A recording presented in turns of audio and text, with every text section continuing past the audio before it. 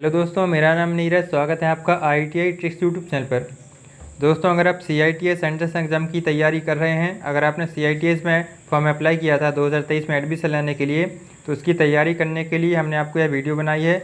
यहाँ पर हम आपको CITS की एंट्रेंस एग्ज़ाम से संबंधित कुछ क्वेश्चन सॉल्व कराएंगे जो कि आपके एग्ज़ाम में आने की संभावना है। दोस्तों, अगर आप किसी भी NSTI कॉलेज में CITS में एडमिशन लेना चाहते हैं तो आप इस वीडियो को देखिएगा, आपके अच्छे से अच्छे नंबर आएंगे। अगर आप एंट्रेंस एग्ज़ाम अच्छे नंबरों से पास करते हैं तो आपका किसी भी गवर्नमेंट कॉलेज से, NSTI कॉलेज से आपका CITS कर सकते हैं। तो उसकी तैयारी करने के लिए आपको यहाँ पर 100 क्वेश्चन का एग्ज़ाम होगा, जिनमें आपको 25 क्वेश्चन पूछ जाएंगे नॉन टेक्निकल के। नॉन टेक्निकल मतलब क्या होता है? आपका जो मैथ होता है, रीजनिंग होता है, GK GS के क्वेश्चन होते हैं, और आपका जो जनरल अवेयरनेस होता है या साइंस के क्वेश्चन होते हैं। तो भाई आपको 25 क्वेश्चन पूछ जाएंगे, और आपको जो 75 क्वेश्चन हैं, तो 75 क्वेश्चन आपके ट्रेड थ्योरी से संबंधित रहेंगे। यहाँ पर आपको डेली 20 क्वेश्चन मिलेंगे जो कि आपको जनरल साइंस से संबंधित होंगे, क्योंकि CITS के एग्ज़ाम में जो हमने देखा है सबसे ज़्यादा क्वेश्चन साइंस के पूछे जाते हैं। तो यहाँ पर हमने आपको जनरल अवेयरनेस से संबंधित क्वेश्चन सॉल्व कराए हैं। दोस्तों, यहाँ पर 20-20 क्वेश्चन के आपको हमने 5 पार्ट बना कर दिए हैं। आप इन 5 पार्ट को देखिएगा तो आपको टोटल 100 क्वेश्चन कंप्लीट हो जाएंगे।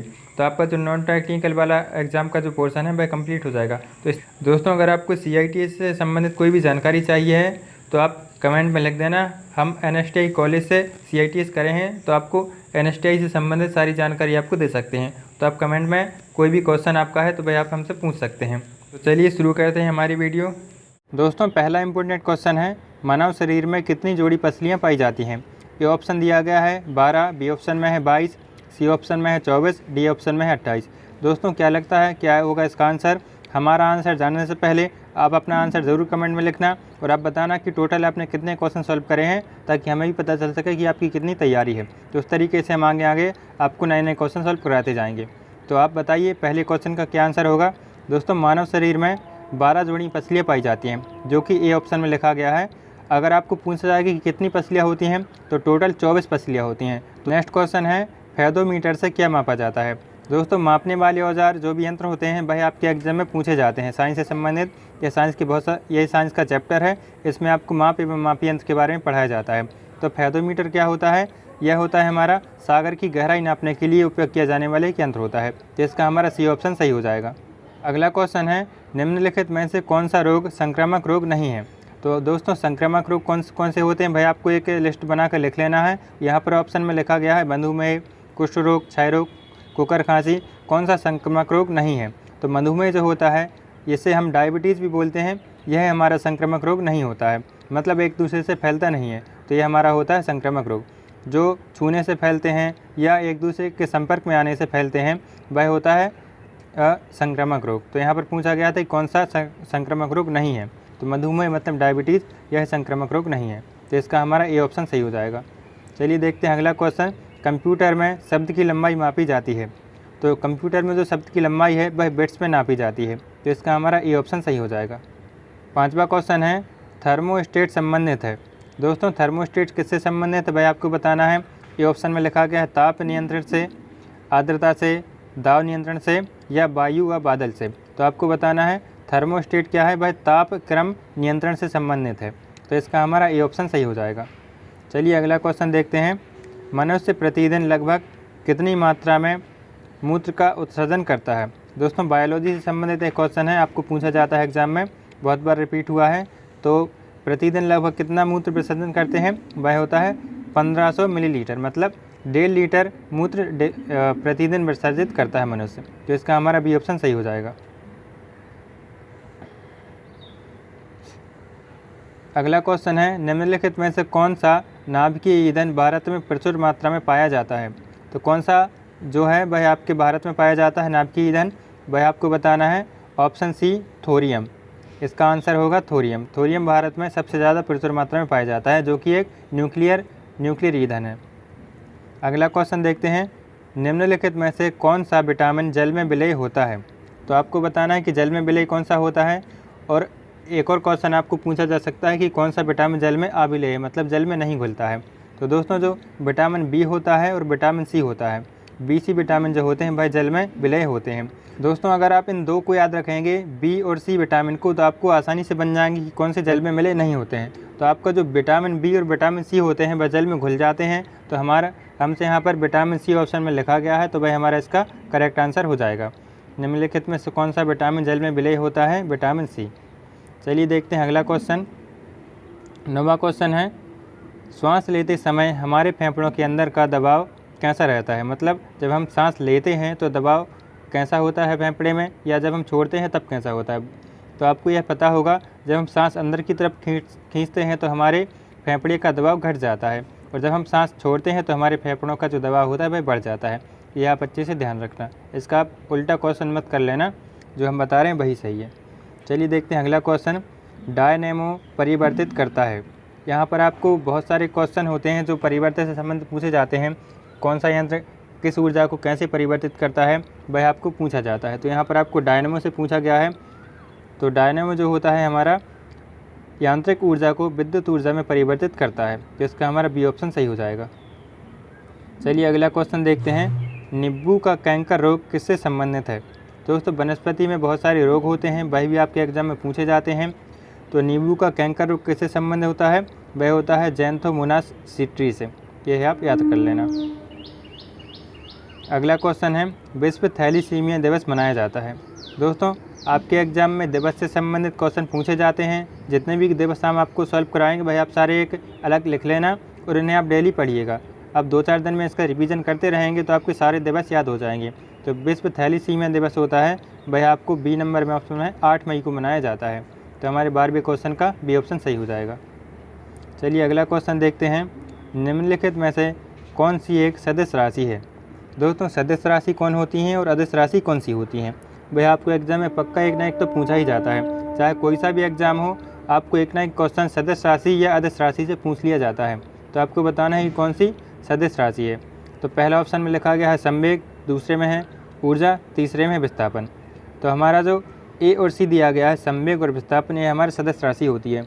दोस्तों ज़्यादातर हमने देखा है जहाँ पर वा आता है या बा आता है वह हमारी सदिश राशि होती है। जैसे संवेग में आप देख सकते हैं वा आया है, और विस्थापन में भी बा आया है। बल भी होता है, बल, विस्थापन और संवेग, बल, ये हमारे सदिश राशि होते हैं। तो आपको यह याद रखना है। चलिए देखते हैं अगला क्वेश्चन। हेपेटाइटिस बी वायरस शरीर में किस अंग को प्रभावित करता है? दोस्तों हेपेटाइटिस बी होता है वह हमारे यकृत से संबंधित है, वह हमें यकृत में प्रभावित करता है। तो इसका हमारा डी ऑप्शन सही हो जाएगा। अगला क्वेश्चन है, केंद्रीय चावल शोध संस्थान कहाँ स्थित है? दोस्तों चावल शोध संस्थान हमारे कटक में स्थित है। इसको आप याद करने के लिए क्या कर सकते हैं, जब हम कच्चा चावल खाते हैं तो आवाज़ कैसी आती है? कटक कटक की आवाज़ आती है ना मुंह में। तो हम इस तरीके से याद कर सकते हैं कि चावल का शोध संस्थान कहाँ पर है? कटक में स्थित है। चलिए देखते हैं अगला क्वेश्चन। ऊतक के अध्ययन को कहा जाता है। दोस्तों यह क्वेश्चन हमने जितने भी एग्ज़ाम दिए हैं, बहुत सारे एग्जाम में यह क्वेश्चन पूछा गया है। सबसे ज़्यादा इंपॉर्टेंट यह क्वेश्चन है। ऊतक के अध्ययन को कहा जाता है हिस्टोलॉजी। यह आप अच्छे से याद कर लेना, यह क्वेश्चन तो बार बार रिपीट होता है। अगला क्वेश्चन देखते हैं। विटामिन ई की कमी से कौन सा रोग उत्पन्न हो जाता है? दोस्तों विटामिन से संबंधित क्वेश्चन आपको एग्जाम में पूछे जाते हैं। तो आपको यहाँ पर बताना है कि विटामिन ई से कौन सा होता है? वह होता है प्रजनन संबंधी रोग। और बेरी किस विटामिन की कमी से होता है? वह होता है विटामिन बी की कमी से। तो अब देखते हैं हमारा अगला क्वेश्चन। निम्नलिखित में से किसे नोबेल तेल कहा जाता है?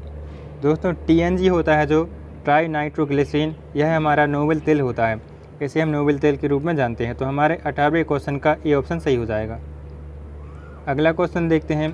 बुलेट प्रूफ जैकेट बनाने के लिए उपयोग किया जाता है। दोस्तों बुलेट प्रूफ जैकेट बनाने के हम क्या करते हैं? केवलर का भी उपयोग कर सकते हैं, या तो फिर अभी नया जो पदार्थ है पॉलीपैराफिलीन टेरेप्थोलमाइन, इसका उपयोग भी हम बुलेट प्रूफ जैकेट बनाने के लिए कर सकते हैं। तो इसके हमारा ए व बी दोनों ऑप्शन सही हो जाएगा। तो 19वें क्वेश्चन का क्या होगा? सी ऑप्शन सही होगा। चलिए देखते हैं अगला क्वेश्चन, जो कि हमारा लास्ट क्वेश्चन है आज की वीडियो के लिए। और इसी तरीके से हम आपको क्वेश्चन लाते रहेंगे। पूछा गया है कि बाइडू सर्च इंजन का विकास किया गया था। मतलब किस कंपनी ने बाइडू सर्च इंजन का विकास किया था? कंपनी नहीं, यहाँ पर आपको देश बताना है कि किस देश ने किया था। पहले ऑप्शन में है USA है, बी ऑप्शन में है चीन है, सी ऑप्शन में अफगानिस्तान है, डी ऑप्शन में भारत है। तो दोस्तों जो हमारा बाइडू सर्च इंजन है इसका विकास चीन ने किया था। तो इसका हमारा बी ऑप्शन सही हो जाएगा। पहला इंपॉर्टेंट क्वेश्चन है, विश्व तम्बाकू निषेध दिवस कब मनाया जाता है? दोस्तों दिवस से संबंधित आपके एग्जाम में क्वेश्चन पूछे जाते हैं, तो हमने आपको पिछली वीडियो में बोला था कि जितने भी दिवस हम आपको सॉल्व कराएंगे आप उन्हें एक अलग पेज में लिख लेना और इन्हें 2-4 दिन में आप रिवीजन करते रहें तो आपको सारे दिवस याद हो जाएंगे। तो विश्व तम्बाकू निषेध दिवस कब मनाया जाता है? ए ऑप्शन में लिखा गया है 31 मई, बी ऑप्शन में लिखा गया है 28 फरवरी, सी ऑप्शन में लिखा गया है 31 जुलाई और डी ऑप्शन में लिखा गया है 31 अगस्त। तो आपका जो विश्व तम्बाकू निषेध दिवस होता है वह 31 मई को मनाया जाता है। तो 31 मई को पूरे विश्व में सभी देशों में तम्बाकू की रोकथाम के लिए जागरूकता आंदोलन चलाया जाता है। तो हमारे पहले क्वेश्चन का ए ऑप्शन सही हो जाएगा। दूसरा क्वेश्चन है, हड्डियों, जोड़ों या मांसपेशियों की अक्षमता को कहते हैं। दोस्तों हड्डियों में कोई या मांसपेशियों में जो अक्षमता हो जाती है उसको हम बोलते हैं लोकोमोटर दिव्यांगता। ये हमारा दूसरे क्वेश्चन का सी ऑप्शन सही हो जाएगा। तीसरा क्वेश्चन है, एलपीजी में मुख्यतः कौन सी गैस होती है? दोस्तों एलपीजी में कौन सी गैस होती है? ब्यूटेन और प्रोपेन। तो हमारे तीसरे क्वेश्चन का सी ऑप्शन सही हो जाएगा।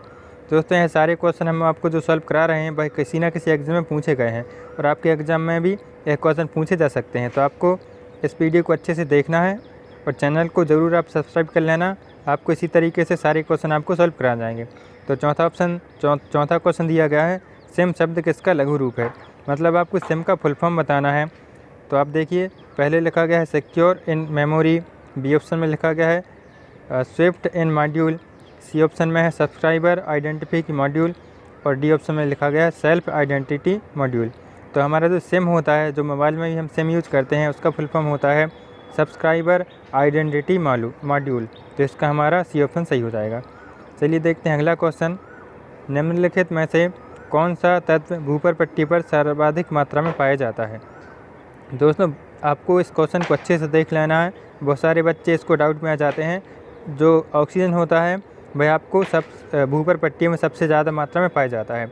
बहुत सारे बच्चे डाउट में आ जाते हैं कि ऑक्सीजन तो गैस है, यह तत्व नहीं है। इस तरीके से कन्फ्यूज़न होता है, जैसे हमको भी होता था पहले, लेकिन हमने अच्छे से पढ़ाई की।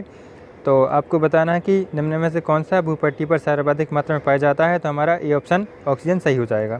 चलिए देखते हैं अगला क्वेश्चन, मनुष्य के शरीर में पसलियों की संख्या होती है।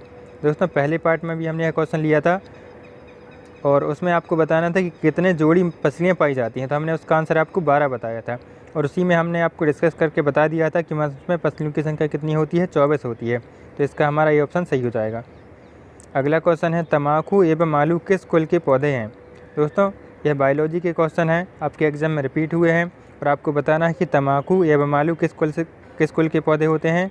पहला ऑप्शन में है सोलेनेसी, बी ऑप्शन में है कुकुरबिटेसी और सी ऑप्शन में है रेजेसी और डी ऑप्शन में है रेननकुलेसी। तो आपको बताना है कि आलू और तम्बाकू यह कौन से कुल से संबंधित हैं? ए ऑप्शन में लिखा गया है सोलेनेसी। यह हमारा आंसर सही हो जाएगा, 7 का ये। अब देखते हैं अगला क्वेश्चन, डायनामाइट का आविष्कार किसने किया था? दोस्तों अगर आपने साइंस की कभी भी तैयारी की होगी तो आपको यह क्वेश्चन तो ज़रूर देखने को मिला होगा। डायनामाइट का आविष्कार कौन होता है? अल्फ्रेड नोबेल होता है और उन्हीं के नाम पर विश्व का सबसे बड़ा विज्ञान का जो पुरस्कार होता है नोबेल पुरस्कार वह दिया जाता है।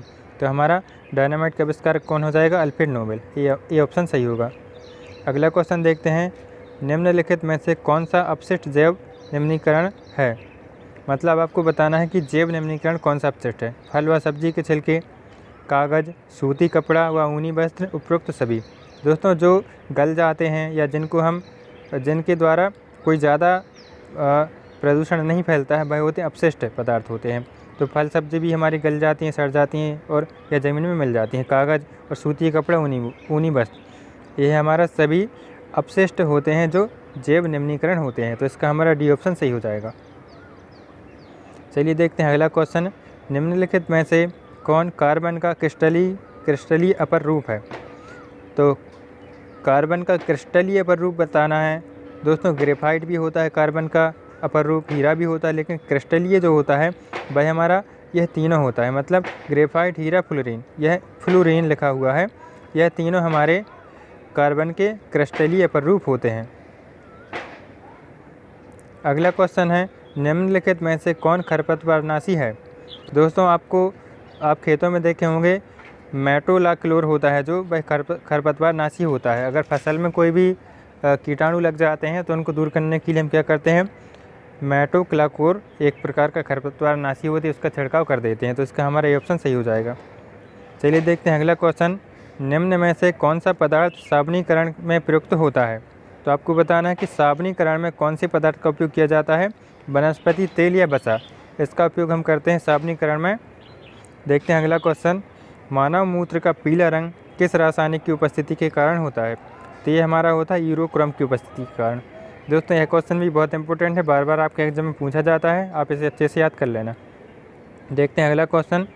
निम्नलिखित में से कौन सा कथन सही नहीं है? आपको बताना है कि कौन सा सही नहीं है। पहला ऑप्शन देखिए, दूरदृष्टि दोष में निकट स्थित वस्तु का प्रतिबिंब रेटिना के पीछे बनता है। आपको बताना है सही है गलत है। और बी ऑप्शन में लिखा गया है निकट दृष्टि दोष में दूर स्थित वस्तु का प्रतिबिंब रेटिना के आगे बनता है। अगला ऑप्शन है निकट दृष्टि दोष के निवारण हेतु उत्तल लेंस का उपयोग किया जाता है।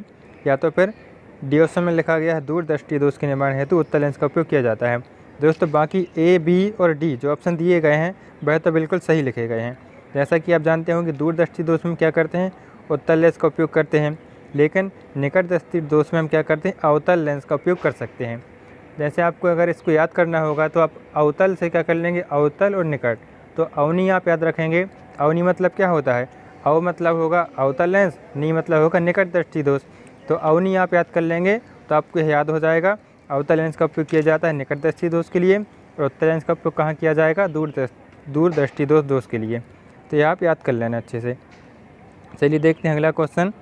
धावन सोडा का रासायनिक नाम क्या है? तो आपको बताना है धावन सोडा का रासायनिक नाम क्या होता है। एक होता है हमारा खाने का सोडा, एक होते कपड़े धोने वाले सोडा। तो आप देखिए ये ऑप्शन में लिखा गया है सोडियम कार्बोनेट, ये हमारा होता है धावन सोडा। और दोस्तों जब हम घर में खाना बनाते हैं तो उसके लिए हम कौन सा उपयोग करते हैं, सोडियम बाइकार्बोनेट। आप इसे कैसे याद करेंगे, आपके घर में या जो बड़े बड़े घर होते हैं उनमें खाना बनाने के लिए बाई आती है। तो जो बाई आती है खाना बनाने के लिए, तो हम खाने के सोडे के रूप में किसका उपयोग करेंगे, सोडियम बाइकार्बोनेट का। इसे अच्छे से आप याद कर लेना। चलिए देखते हैं अगला क्वेश्चन। निम्नलिखित में से किसके अंतर्गत वृद्ध होने की प्रक्रिया का अध्ययन किया जाता है? जो बूढ़े होते हैं व्यक्ति, उस प्रक्रिया का हम अध्ययन करते हैं किसके द्वारा, जेरोंटोलॉजी। इसका उपयोग, इसका सी ऑप्शन सही हो जाएगा। अगला क्वेश्चन है प्रयोगशाला में अम्ल क्षार सूचक के रूप में किसका प्रयोग किया जाता है? तो उसके लिए हम phenolphthalein, litmus paper, methyl orange, इन सभी का उपयोग हम कर सकते हैं। जैसे कि जो लिटमस पेपर होता है वह क्या करता है, अम्ल जो होता है लिटमस पेपर को अनिल से हमने याद किया है। अनिल मतलब होता है आ से अम्ल और ना से नीला। तो अम्ल होता है वह नीले लिटमस पेपर को लाल कर देता है।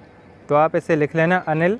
अनिल आप याद करेंगे तो अम्ल हो जाएगा, अम्ल नीले को लाल कर देता है। इस तरीके से आपको बताना था कि प्रयोगशाला में अम्ल और क्षार की जांच के लिए किसका उपयोग किया जाता है। तो इन सभी का हम उपयोग कर सकते हैं। चलिए देखते हैं अगला क्वेश्चन। भारतीय अंतरिक्ष कार्यक्रम के जनक कौन है? तो सभी लोग जानते हैं अंतरिक्ष कार्यक्रम के जनक हमारे हैं विक्रम साराभाई। इन्हीं के नाम पर विक्रम साराभाई अंतरिक्ष केंद्र की स्थापना भी की गई थी। तो हमारे 18वें क्वेश्चन का सी ऑप्शन सही हो जाएगा। अगला क्वेश्चन देखते हैं। डायलिसिस क्रिया किससे संबंधित है? तो यह आपको बताना है वृक्क से संबंधित होती है डायलिसिस क्रिया। तो इसका हमारा 19वें का सी ऑप्शन सही हो जाएगा। अगला क्वेश्चन देखते हैं। निम्नलिखित में से किसमें टार्ट्रिक अम्ल प्रचुर मात्रा में पाया जाता है?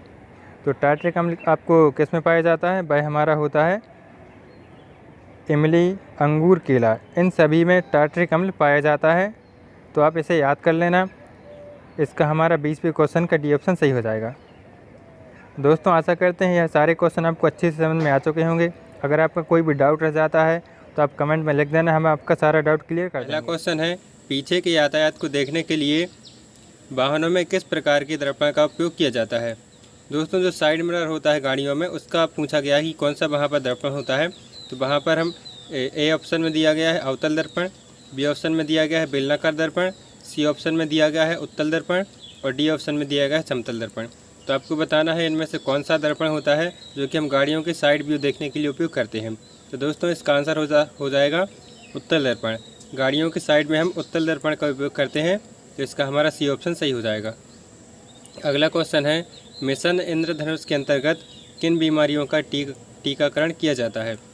पहला ऑप्शन है डिप्थीरिया एवं काली खांसी, दूसरा ऑप्शन है टिटनेस एवं पोलियो, तीसरा ऑप्शन है तपेदिक, खसरा एवं हेपेटाइटिस बी और डी ऑप्शन है उपरोक्त सभी। तो दोस्तों आपको पता होना चाहिए कि जो मिशन इंद्रधनुष होता है उसके अंतर्गत हम इन सभी बीमारियों का टीका लगाते हैं, तो इसका हमारा डी ऑप्शन सही हो जाएगा। अगला क्वेश्चन है मिल्क ऑफ मैग्नीशिया में कौन सा क्षारक पाया जाता है? तो मिल्क ऑफ मैग्नीशिया में आपको बताना है कि कौन सा क्षारक या क्षारक होता है। तो ये ऑप्शन में दिया गया है अमोनियम हाइड्रोक्साइड, बी ऑप्शन में है कैल्शियम हाइड्रोक्साइड, सी ऑप्शन में है सोडियम हाइड्रोक्साइड और डी ऑप्शन में है मैग्नीशियम हाइड्रोक्साइड। तो आपको पता होगा कि जो मिल्क ऑफ मैग्नीशिया होता है उसको हम क्या बोलते हैं? मैग्नीशियम हाइड्रोक्साइड को मिल्क ऑफ मैग्नीशिया बोलते हैं, तो इसका हमारा डी ऑप्शन सही हो जाएगा। अगला क्वेश्चन है निम्नलिखित में से कौन सा कथन सही नहीं है? तो आपको अच्छे से पढ़ना है क्वेश्चन को, यहाँ पर पूछेगा कि कौन सा सही नहीं है, मतलब बाकी के जो 3 ऑप्शन है वह सही होंगे और एक होगा जो कि गलत होगा। तो आपको बताना है कि कौन सा गलत है।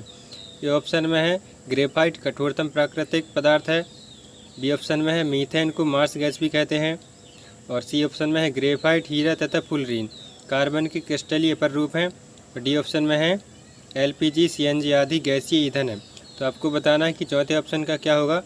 जो ए ऑप्शन में लिखा गया है ग्रेफाइट कठोरतम प्राकृतिक पदार्थ है, ये हमारा इसका आंसर गलत है, मतलब कि इसका हमारा चौथे का ए ऑप्शन सही हो जाएगा, क्योंकि ये ए ऑप्शन में जो लिखा गया है वह सही नहीं है।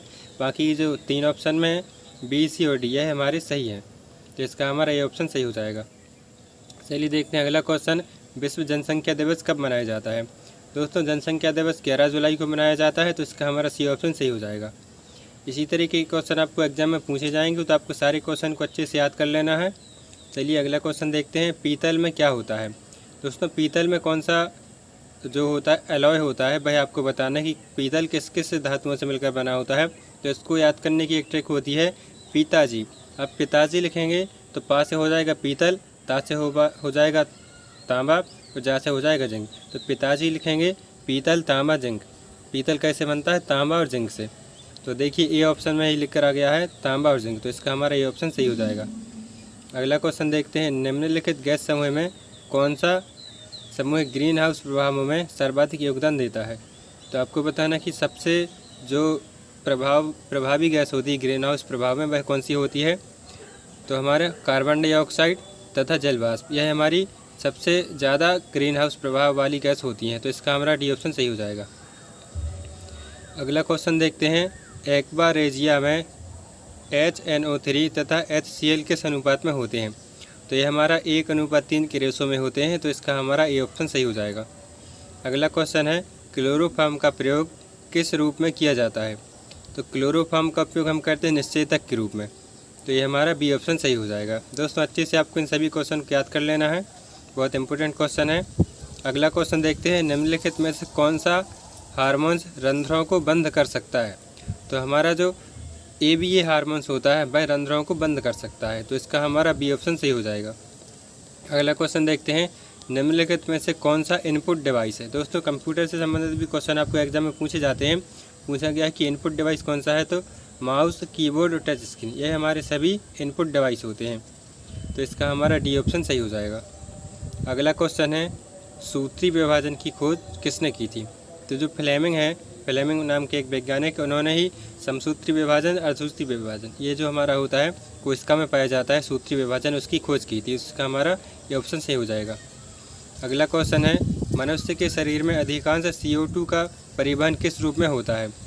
तो जो CO2 होता है, कार्बन डाइऑक्साइड गैस होता है, इसका परिवहन होता है बाइकार्बोनेट के रूप में, तो इसका हमारा ये ऑप्शन सही हो जाएगा। अगला क्वेश्चन है, निम्नलिखित में से कौन सा तत्व नाइट्रोजन स्थिरीकरण में मुख्य भूमिका निभाता है? तो जो सॉलिब्डेनम होता है वह नाइट्रोजन के स्थिरीकरण में बहुत अधिक भूमिका निभाता है, तो इसका हमारा ये ऑप्शन सही हो जाएगा। नेक्स्ट क्वेश्चन देखते हैं, हरित ग्रंथियाँ किस में पाई जाती हैं? तो जो झींगा होता है उसमें पाई जाती हैं हरित ग्रंथियाँ सबसे ज़्यादा, तो इसका हमारा ये ऑप्शन सही हो जाएगा। अगला क्वेश्चन है, इकोसिस्टम में ऊर्जा का परम स्रोत क्या है? तो सबसे बड़ा हमारा सबसे परम स्रोत होता है ऊर्जा का, वह सूर्य है, सूर्य से ही ऊर्जा मिलती है, तो इसका हमारा ए ऑप्शन सही हो जाएगा। अगला क्वेश्चन देखते हैं, पीत ज्वर का संचरण किसके द्वारा होता है? तो जो एटीज इजिप्टी होता है इसके द्वारा पीत ज्वर का संचरण होता है, इसी के द्वारा यह बीमारी फैलती है। तो इसका हमारा बी ऑप्शन सही हो जाएगा। नेक्स्ट क्वेश्चन देखते हैं, जल से बाहर निकाल दिए जाने पर मछलियाँ क्यों मर जाती हैं? दोस्तों मछलियाँ जल में रहती हैं, अगर उनको हम जल में से निकाल देते हैं, पानी से बाहर कर देते हैं तो वह मर जाती हैं। इसका क्या कारण होता है? तो इसका हमारा कारण होता है श्वसन में बाधा, क्योंकि जो मछलियाँ होती हैं वह पानी में घुली हुई ऑक्सीजन का उपयोग करके ही जीवित रहती हैं, उसी से वह सांस लेती हैं। तो बाहर आ जाती हैं तो वो सांस लेने में उनको तकलीफ़ होती है, इसलिए हमारा इसका सी ऑप्शन सही हो जाएगा। अगला क्वेश्चन देखते हैं, निम्नलिखित किस युक्ति द्वारा विद्युत ऊर्जा को यांत्रिक ऊर्जा में बदला जाता है? दोस्तों यहाँ से तो एक ना एक क्वेश्चन आपके एग्जाम में पूछा ही जाता है, कोई ना कोई यंत्र आपको दिया जाएगा और पूछा जाएगा कि इसका क्या कार्य होता है, ये कौन सी ऊर्जा को कैसे बदलता है। तो यहाँ पर पूछा गया कि विद्युत ऊर्जा को यांत्रिक ऊर्जा में कौन बदलता है? विद्युत मोटर जो होती है वह हमारी विद्युत ऊर्जा को यांत्रिक ऊर्जा में बदल देती है। तो इसका हमारा सी ऑप्शन सही हो जाएगा। अगला क्वेश्चन है, गन्ने का लाल गलन मतलब रेड रॉट रोग किसके कारण होता है? तो यहाँ पर आपको बताना है कि गन्ने में जो होता है, गन्ने में सड़न हो जाती है ना, जो लाल लाल रंग का हो जाता है अंदर से गन्ना, वह रोग कैसे होता है? उसको हम रेड रॉट बोलते हैं। तो ये हमारा होता है ए ऑप्शन, कोलिटोटाइटम फलकेटम नामक एक होता है वायरस, या जो होता है फफूंद बोलते हैं इसको, उसी के कारण यह रोग होता है। तो इसका हमारा ए ऑप्शन सही हो जाएगा। पहला इंपॉर्टेंट क्वेश्चन है, मानव पेट मतलब अमाशय में मुख्य प्रोटीन पाचक एंजाइम कौन सा है? ए ऑप्शन में है एमाइलेज, बी ऑप्शन में है लाइपेज, सी ऑप्शन में है पेप्सिन और डी ऑप्शन में है उपरोक्त में से कोई नहीं। दोस्तों यहाँ पर आपको बताना है कि जो आपके पेट में प्रोटीन को पचाने वाला एंजाइम होता है वह कौन सा होता है? तो वह होता है पेप्सिन एंजाइम। प्रोटीन को पचाने के लिए पेप्सिन एंजाइम है, यह आप याद कर सकते हैं। जैसे पा से प्रोटीन हो जाएगा, पाप से पेप्सिन हो जाएगा। तो इस तरीके से आप याद कर सकते हैं कि मानव पेट में मुख्य प्रोटीन पाचक एंजाइम पेप्सिन होता है, जो कि हमारे सी ऑप्शन में दिया गया है। तो पहले क्वेश्चन का हमारा सी ऑप्शन सही हो जाएगा। नेक्स्ट क्वेश्चन देखते हैं, वायुमंडल में ओजोन परत पाई जाती है। दोस्तों ओजोन परत हमारे समताप मंडल में पाई जाती है, तो दूसरे क्वेश्चन का बी ऑप्शन सही हो जाएगा। अगला क्वेश्चन देखते हैं, श्वसन के संदर्भ में असत्य कथन है। यहाँ पर आपको बताना है कि कौन सा जो है लिखा हुआ कथन है, ए और बी सी, ये चार ऑप्शन यहाँ पर दिए गए, इनमें से कौन सा गलत है वह आपको बताना है। तो पहला देखते हैं क्या है, बाधक यंत्र का पाया जाना कीटों की विशेषता है, अन्य जीवों में बाधक यंत्र नहीं पाए जाते हैं। और दूसरा ऑप्शन है, मछलियाँ क्लोम के माध्यम से श्वसन करती हैं, क्लोम जल के अणु को हाइड्रोजन तथा ऑक्सीजन में तोड़ देते हैं। अगला ऑप्शन देखते हैं, केंचुए में त्वचा आर्द्र व श्लेष्मी होती है, जिसके द्वारा गैसों का विनिमय हो जाता है। और डी ऑप्शन देखते हैं, पौधों की जड़ों में रोम पाए जाते हैं, जो मिट्टी के कणों के बीच उपस्थित वायु को ग्रहण कर लेते हैं। दोस्तों यहाँ पर आप जानते होंगे कि जो मछलियाँ होती हैं वह गलफड़े के द्वारा श्वसन करती हैं। तो यहाँ पर लिखा गया है क्लोम के माध्यम से श्वसन करती हैं, जो कि हमारा असत्य कथन है। तो हमारे तीसरे क्वेश्चन का बी ऑप्शन सही हो जाएगा। देखते हैं अगला क्वेश्चन, चौथा क्वेश्चन है, मानव उत्सर्जन के संदर्भ में असत्य कथन है। यहाँ पर आपको बताना है कि दो ऑप्शन दिए गए हैं, इनमें से कौन सा असत्य है। तो पहला देखते हैं, लिखा हुआ है, प्रत्येक वृक्क के अनेक निस्यंदक एकक होते हैं, जिन्हें वक्राणु या नेफ्रॉन कहते हैं। मतलब आपका जो वृक्क होता है, जैसे किडनी बोलते हैं, तो किडनी में नेफ्रॉन पाए जाते हैं बहुत सारे, ये लिखा हुआ है। और दूसरे में लिखा हुआ है, हमारे शरीर में जल की मात्रा का नियंत्रण वृक्क मतलब किडनी द्वारा किया जाता है। तो यहाँ पर आपको बताना है कि इन दोनों में से कौन सा कथन सत्य है।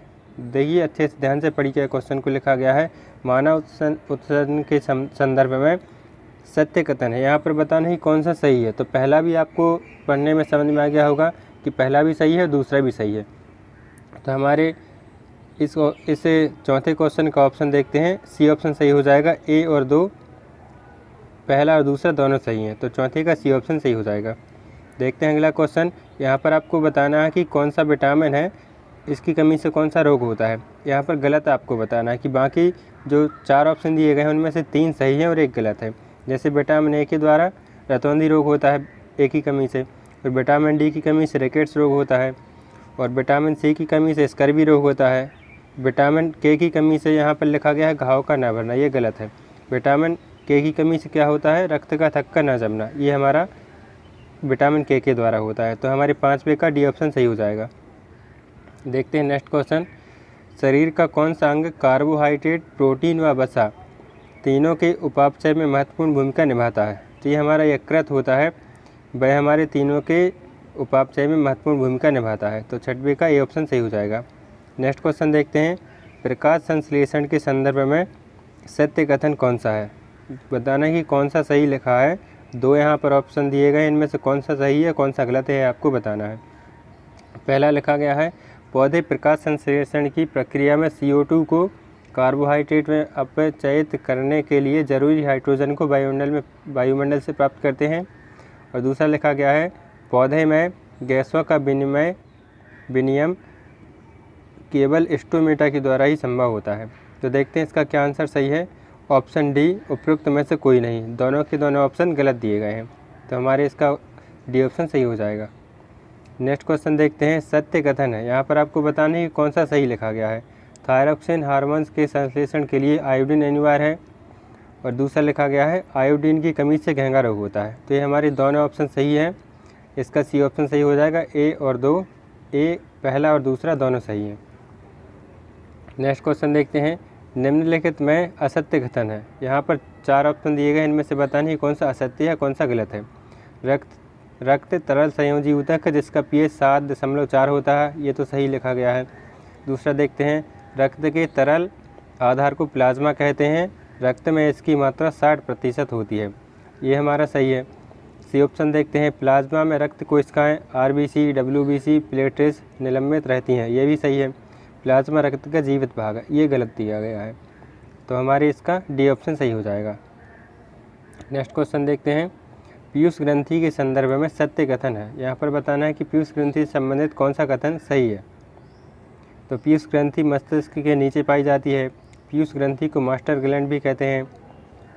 और तीसरा देखते हैं, पीयूष ग्रंथि से स्रावित हार्मोन्स में एक वृद्धि हार्मोन्स होता है, बाल्यकाल में इस हार्मोन्स की कमी होने पर व्यक्ति बौना हो जाता है। तो बताना है कि इन 3 में से कौन सा सही है। तो इसका हमारा उपयुक्त तीनों, मतलब जो तीनों ऑप्शन दिए गए थे ये तीनों के तीनों सही थे, तो इसका हमारा सी ऑप्शन सही हो जाएगा। अगला क्वेश्चन देखते हैं, एल्यूमिनियम का अयस्क नहीं है। यहाँ पर बताना है कि कौन सा एल्यूमिनियम का अयस्क नहीं है। तो बॉक्साइड भी एल्यूमिनियम का अयस्क है, और फेल्सपार भी है, कोरंडम भी है, ये तीनों हमारे एल्यूमिनियम के अयस्क होते हैं, तो इसका हमारा सी ऑप्शन सही हो जाएगा। अगला क्वेश्चन देखते हैं, सही सम्मिलित नहीं है। दामन सोडा का यहाँ पर फार्मूला दिया गया है Na2CO3। और देखते हैं अगला क्वेश्चन क्या है, खाने वाला सोडा NaHCO3, सी ऑप्शन में है साधारण नमक NaCl, और कॉस्टिक सोडा का KOH। तो यहाँ पर आपको बताना था कि कौन सा सही नहीं है। तो बाकी के जो 3 दिए गए थे A, B और C ये सही थे। जो हमारा डी में दिया गया है कास्टिक सोडा, ये हमारा गलत फार्मूला है इसका, तो हमारा डी ऑप्शन सही हो जाएगा। नेक्स्ट क्वेश्चन देखते हैं, विद्युत के सबसे अच्छे चालकों का सही क्रम है। मतलब यहाँ पर आपको बताना है कि कौन सा पदार्थ है, कौन सी धातु है जो विद्युत की सबसे अच्छी चालक है। तो सबसे अच्छी तो चांदी होती है, चांदी के बाद तांबा होता है, और तांबे के बाद होता है एल्यूमिनियम। तो इस तरीके से हमारा ए ऑप्शन सही हो जाएगा, चांदी, तांबा, एल्यूमिनियम, सबसे अच्छी चालक होती है चांदी। नेक्स्ट क्वेश्चन देखते हैं, कंप्यूटर प्रणाली में ALU का तात्पर्य क्या है। यहाँ पर आपको कंप्यूटर से संबंधित एक फुल फॉर्म पूछा गया है, ALU का फुल फॉर्म क्या होता है। तो इसका फुल फॉर्म होता है अर्थमेटिकल लॉजिक यूनिट, मतलब ये ऑप्शन इसका सही हो जाएगा। नेक्स्ट क्वेश्चन देखते हैं, ध्वनि के संदर्भ में निम्नलिखित कथनों पर विचार कीजिए। यहाँ पर ऑप्शन दिए गए हैं, 2 ऑप्शन है, ध्वनि की तीव्रता डेसिबल में पाई जाती है, और दूसरा दिया गया है 80 डेसिबल से अधिक तीव्रता शरीर के लिए कष्टदायक होती है। तो यहाँ पर आपको बताना है कौन सा, मतलब इन पर विचार करना था, कौन सा सही है कौन सा गलत है, ये आपको बताना था। तो ए और पहला और दूसरा दोनों सत्य हैं, तो इसका हमारा सी ऑप्शन सही हो जाएगा। ध्वनि की तीव्रता डेसिबल में नापते हैं, ये भी सही है, और 80 डेसिबल से अधिक शरीर के लिए कष्टदायक होती है ध्वनि, ये हमारा इसका सी ऑप्शन सही हो जाएगा। नेक्स्ट देखते हैं, पेंसिल की लीड तथा ठोस स्नेहक दोनों के रूप में प्रयोग किया जाता है। पेंसिल की लीड तथा ठोस स्नेहक दोनों के रूप में प्रयोग किया जाता है, तो ये हमारा ग्रेफाइट होता है। जो ग्रेफाइट होता है वह कठोर स्नेहक भी होता है। स्नेहक मतलब क्या होता है, लुब्रिकेंट होता है, ठीक है। तो ग्रेफाइट लुब्रिकेंट की तरह भी उपयोग में लाया जाता है, और पेंसिल की लीड बनाने के लिए भी ग्रेफाइट का उपयोग किया जाता है, तो इसका हमारा ये ऑप्शन सही हो जाएगा। नेक्स्ट देखते हैं, कंप्यूटर प्रणाली में निम्न में से अधिक संग्रह क्षमता होती है। मतलब यहाँ पर बताना है कि सबसे अधिक संग्रह क्षमता, स्टोर करने वाली क्षमता कौन सा है, किलोबाइट, गीगाबाइट, टेराबाइट या मेगाबाइट। तो सबसे ज़्यादा होता है जो स्टोर की क्षमता रखने वाला वह होता है टेराबाइट। तो इसका हमारा सी ऑप्शन सही हो जाएगा। नेक्स्ट देखते हैं, निम्नलिखित में से कौन कॉपर की मिश्र धातु नहीं है। तो कॉपर की जो मिश्र धातु वह नहीं है, वह हमारी टांका नहीं है, क्योंकि टांका क्या होता है, वह टिन और लेड से मिलकर बना होता है। टिन और लेड का मिश्रण टांका कहलाता है। और कॉपर, जर्मन सिल्वर में भी कॉपर होता है, कांसा में भी होता है, रोल गोल्ड में भी कांसा होता है। तो इसका हमारा सी ऑप्शन सही हो जाएगा। 19वां क्वेश्चन देखते हैं, सत्य कथन है। यहाँ पर आपको बताना है कि दो यहाँ पर ऑप्शन दिए गए हैं, इनमें से कौन सा सही है कौन सा गलत है। तो वायुमंडलीय दाब को बैरोमीटर में मापा जाता है, ये सही है गलत है आपको बताना है। और दूसरा लिखा गया है, बैरोमीटर का पाठ्यांक जब एकाएक ऊपर चढ़ता है तो आंधी आने की संभावना होती है। आपको बताना है कि कौन सा सत्य है। तो जो ऊपर लिखा गया है पहला ऑप्शन में, वायुमंडलीय दाब को बैरोमीटर में नापते हैं, ये हमारा सत्य है। तो इसका हमारा ये ऑप्शन सही हो जाएगा। नेक्स्ट देखते हैं, 20वां क्वेश्चन है, खट्टा पदार्थों के संरक्षण में प्रयुक्त होता है। जो खट्टे पदार्थ होते हैं उनको संरक्षण रखने के लिए हम किसका उपयोग करते हैं। यहाँ पर ऑप्शन देख सकते हैं, सोडियम हाइड्रोक्साइड दिया गया है, और भी ऑप्शन दिए गए हैं, सोडियम मेटाबाइसल्फाइड, पोटेशियम परमैंगनेट और सोडियम बेंजोएट। इनमें से आपको बताना है कि कौन सा सही है। तो सी ऑप्शन में जो लिखा गया है पहला और तीसरा, ये दोनों हमारे अम्ल होते हैं जो उनको संरक्षित करने के लिए उपयोग में लाए जाते हैं। सोडियम बेंजोएट और सोडियम मेटाबाइसल्फाइड खट्टे पदार्थ को संरक्षण करने के लिए उपयोग में लाए जाते हैं। तो इसका हमारा सी ऑप्शन सही हो जाएगा। तो दोस्तों आशा करते हैं इतने सारे क्वेश्चन आपको अच्छे से समझ में आ चुके होंगे। चलिए मिलते हैं नेक्स्ट पार्ट में, तब तक के लिए आपका बहुत बहुत धन्यवाद। पहला इंपॉर्टेंट क्वेश्चन है, श्रीहरिकोटा प्रक्षेपण केंद्र कहाँ स्थित है। ए ऑप्शन में है तारापुर, बी ऑप्शन है आंध्र प्रदेश, सी ऑप्शन है राजस्थान और डी ऑप्शन है खड़गवासला। दोस्तों यहाँ पर आपको बताना है कि जो श्रीहरिकोटा प्रक्षेपण केंद्र है वह कहाँ पर है। जहाँ से अपना जो सैटेलाइट वगैरह लॉन्च की जाती हैं वह प्रक्षेपण केंद्र होता है, जो कि श्रीहरिकोटा है। तो यह कौन से राज्य में है, आंध्र प्रदेश राज्य में स्थित है। तो इसका हमारा बी ऑप्शन सही हो जाएगा।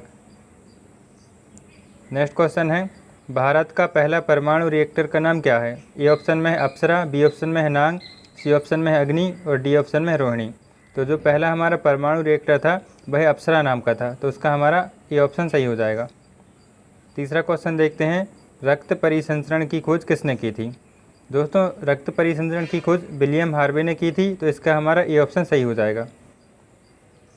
चौथा क्वेश्चन है, महिला अंतरिक्ष यात्री कल्पना चावला का निधन कब हुआ था। दोस्तों कल्पना चावला भारत की पहली महिला थी जो कि अंतरिक्ष में गई थी। तो उनका 2003 में निधन हो गया था, जब उनकी रॉकेट वापस आ रही थी जिसमें वो गई थी। तो उसी समय वो क्रैश हो गई थी। तो 2003 में उनका निधन हो गया था। तो इसका हमारा बी ऑप्शन सही हो जाएगा। अगला क्वेश्चन है, भारत ने अपना पहला परमाणु विस्फोट कहाँ किया था। तो आप सभी जानते हैं कि परमाणु विस्फोट जो होता है वो हमारा पोखरण में हुआ था, परमाणु परीक्षण। तो इसका हमारा बी ऑप्शन सही हो जाएगा। अगला क्वेश्चन देखते हैं, पेनिसिलिन की खोज किसने की थी। पेनिसिलिन की खोज किसने की थी। ए ऑप्शन में है ट्रेजर, बी ऑप्शन में है अलेक्जेंडर फ्लेमिंग और सी ऑप्शन में है बैक्समैन और डी ऑप्शन में है लुई पास्चर। तो जो पेनिसिलिन है उसकी खोज की थी फ्लेमिंग ने। तो इसका हमारा बी ऑप्शन सही हो जाएगा। 7वां क्वेश्चन देखते हैं, भारतीय अंतरिक्ष अनुसंधान संगठन इसरो की स्थापना कब हुई थी। दोस्तों इसरो की स्थापना हुई थी 1969 में हुई थी। इसरो का फुल फॉर्म भी आपको एग्जाम में पूछा जाता है, जो होता है इंडियन स्पेस रिसर्च ऑर्गेनाइजेशन। तो इसका हमारा सातवें क्वेश्चन का ऑप्शन डी सही हो जाएगा, 1969। अगला क्वेश्चन देखते हैं, हैजा के टीका की खोज किसने की थी। तो इसका हमारा सही ऑप्शन हो जाएगा, रॉबर्ट कोच ने हैजा के टीका की खोज की थी। नेक्स्ट क्वेश्चन देखते हैं, भारत में निर्मित पहला बहुउद्देशीय उपग्रह कौन सा है। तो इनसैट 2A जो उपग्रह है वह भारत में निर्मित किया गया था। तो इसका हमारा डी ऑप्शन सही हो जाएगा। अगला क्वेश्चन देखते हैं, कल्पना चावला का जन्म कहाँ हुआ था। तो करनाल में इनका जन्म हुआ था। तो इसका हमारा ए ऑप्शन सही हो जाएगा। नेक्स्ट क्वेश्चन है, भाभा परमाणु अनुसंधान केंद्र की स्थापना कब हुई थी। जिसका मतलब होता है बार्क, मतलब Bhabha atomic research centre. BARC की स्थापना पूछा गया है कब हुई थी। तो 1954 में बार्क की स्थापना की गई थी। जिसका हमारा देखते हैं कौन से डी ऑप्शन में दिया गया है। तो इसका हमारा डी ऑप्शन सही हो जाएगा। नेक्स्ट क्वेश्चन है, भारत का प्रथम परमाणु बिजली घर कहाँ प्रारंभ किया गया था? दोस्तों, तारापुर में भारत का पहला बिजली घर लगाया गया था, तो इसका हमारा सी ऑप्शन सही हो जाएगा। अगला क्वेश्चन देखते हैं, भारतीय नाभिकीय ऊर्जा निगम की स्थापना कब हुई थी? 1987 में भारतीय नागरिक ऊर्जा निगम की स्थापना की गई थी, तो 1987 ऑप्शन बी है, इसका हमारा सही ऑप्शन हो जाएगा। नेक्स्ट क्वेश्चन देखते हैं, भारत का अंटार्कटिका अध्ययन केंद्र कहाँ स्थित है? यह हमारे गोवा में स्थित है, तो इसका बी ऑप्शन सही हो जाएगा। नेक्स्ट क्वेश्चन है, हृदय प्रत्यारोपण की खोज किसने की थी? दोस्तों, हृदय प्रत्यारोपण की खोज की थी क्रिस्टियर बर्नार्ड ने, तो इसका हमारा बी ऑप्शन सही हो जाएगा। नेक्स्ट क्वेश्चन देखते हैं, एंटीसेप्टिक सर्जरी का आविष्कार किसने किया था? Edward Jenner, Joseph Lister, Robert Hooke या ल्यूवेनहॉक? तो एंटीसेप्टिक सर्जरी का जो आविष्कार किया था जोसेफ लिस्टर ने, तो इसका हमारा बी ऑप्शन सही हो जाएगा। अगला देखते हैं, भारत की प्रथम महिला अंतरिक्ष यात्री कौन थी? तो अंतरिक्ष में जाने वाली पहली महिला थी कल्पना चावला, तो इसका हमारा डी ऑप्शन सही हो जाएगा। नेक्स्ट क्वेश्चन है, इंसुलिन की खोज की थी? इनमें से आपको बताना है कि 4 ऑप्शन दिए गए हैं, इनमें से किसने इंसुलिन की खोज की थी? इंसुलिन एक प्रकार का हार्मोन्स होता है, तो इसका हमारा बेंटिंग एवं बेस्ट ने इसकी खोज की थी। और इंसुलिन की कमी से मधुमेह रोग होता है, यह भी आपको याद रखना है। नेक्स्ट क्वेश्चन देखते हैं, भारत ने दूसरा परमाणु विस्फोट कब किया था? 13 मई 1998 को भारत ने दूसरा परमाणु विस्फोट किया था, इसका डी ऑप्शन सही हो जाएगा। अगला क्वेश्चन है, मानव निर्मित प्रथम उपग्रह था? आपको बताना है कि मानव निर्मित जो पहला उपग्रह था, सैटेलाइट, कौन सा था, उसका क्या नाम रखा गया था? तो स्पुतनिक फर्स्ट नाम रखा गया था, मानव निर्मित पहला सैटेलाइट था जो। तो इस तरीके से हमारे 20 क्वेश्चन इंपोर्टेंट कंप्लीट हो चुके हैं।